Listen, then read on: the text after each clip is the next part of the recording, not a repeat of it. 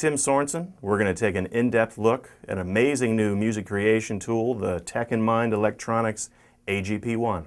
Some of the key features of the AGP-1 include its all-analog signal path, including a true bypass output, so you get a great sound from the analog signal path, but the real power in the unit comes from the fact that everything else is digitally controlled. The analog signal path can include up to 12 individual sound modules, 10 which are user selectable, and 2 which are built into the unit, the amp simulator and the EQ. Additionally, you can arrange those 10 modules any way you want, just like on a pedal board. There's a switchable external effects loop, so if you have a pedal you just love, you can use that with the AGP-1.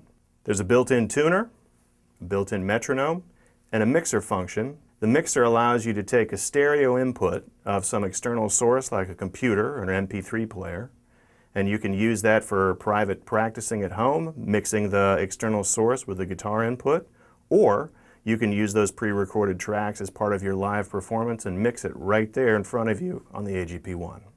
The unit has a flexible power scheme, but you can also use a one-spot-like device, so if you have multiple pedals on a pedal board, you can use that daisy chain to power the AGP-1 also. Kind of a standard feature that most multi-effects have is a patch mode. So if I select foot switch 1 when I'm in patch mode, I can select any of the modules that are inside to be turned on or turned off, and I can control their settings as I please. So I can have, say, compression and some delay in the first patch number. I could have some overdrive and delay controlled by foot switch 2. I can have a heavier overdrive and some different delay sound in foot switch 3, whatever your heart desires. One of the great things that the AGP-1 also has is a pedal mode. When you switch into pedal mode, each individual foot switch becomes its own pedal, just like on a pedal board. Let's take a look at pedal mode. If I select Bank 4 Patch 1, I have that set up to turn on just overdrive. If I hit foot switches 2 and 3 together, the AGP-1 turns into a 5-pedal pedal board, where I have foot switch 1 turning on and off compression, foot switch 2 turning on and off overdrive, foot switch 3 turning on and off chorus, etc. I can arrange it any way I want, and I can tell the AGP exactly which modules and at exactly which settings I want. To get back out of pedal mode, I just hit foot switches 2 and 3 together, and it takes me right back to Bank 4, patch number 1. All of this analog sonic power is controlled by these 4 buttons, which are both push buttons and rotary controls. Let's build a patch and see how it works. First, I'll select a patch that has nothing in it or one that I want to modify. I push parameter 4 for setup. And now what I can do is I can push parameter 3, and that will scroll through the different sound modules. So let's say I want to have distortion in this and maybe a little delay. So I'll push parameter 3 and I'll scroll through until it says distortion off. I can then rotate parameter 3, turns distortion on, rotate it one more time, and I can turn it to setup. So I can control bass, mid shift, high, gain, and volume. So I can set those for however I want. Let's create a patch. Instead of starting from scratch this time, let me just copy a patch that I have and then modify it from there. So first, when there's no foot switches lit up, let me push parameter 4. That takes me to the patch copy function. And I know that I want to copy from Bank 1 Patch 4 to an empty patch that I have, which happens to be Bank 3 Patch 3. Run the patch copy. Are you sure? Yes, patch has been copied.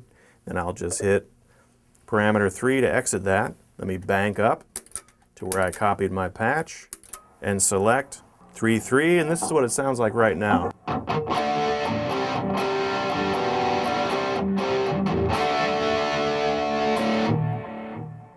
A little distortion and some delay.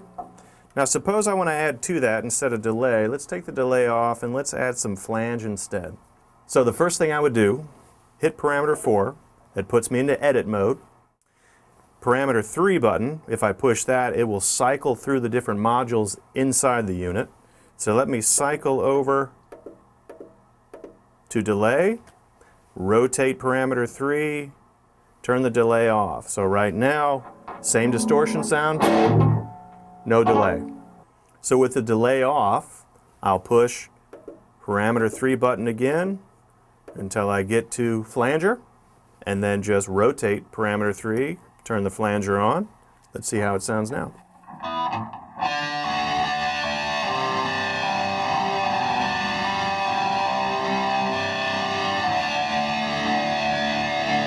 Got the right kind of warble for me, so now all I need to do is push parameter 4, and it's now saved to bank 3 patch 3.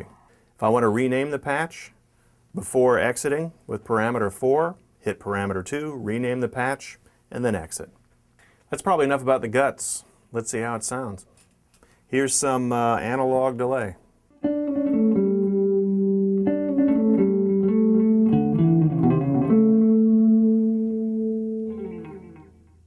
Here's a little overdrive with a little bit of delay.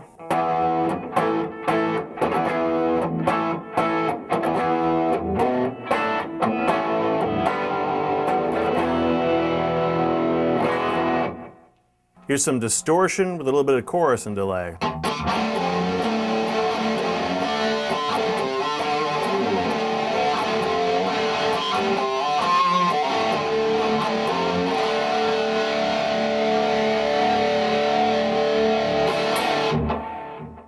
Here's a clean setting with a little delay set almost like a room reverb for a little jazzy sound.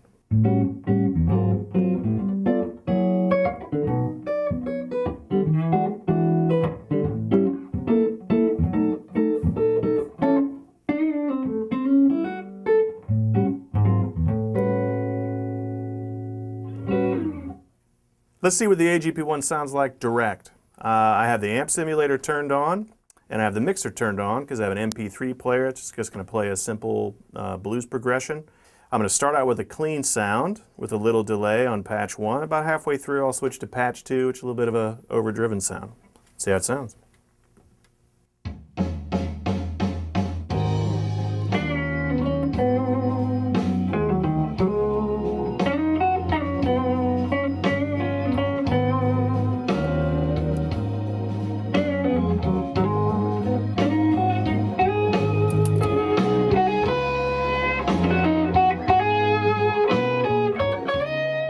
For more information, visit Tech and Mind Electronics website for sound samples and a user manual. There's many multi-effects out there, but there's only one that's all analog, the AGP-1. Do yourself a favor and check it out.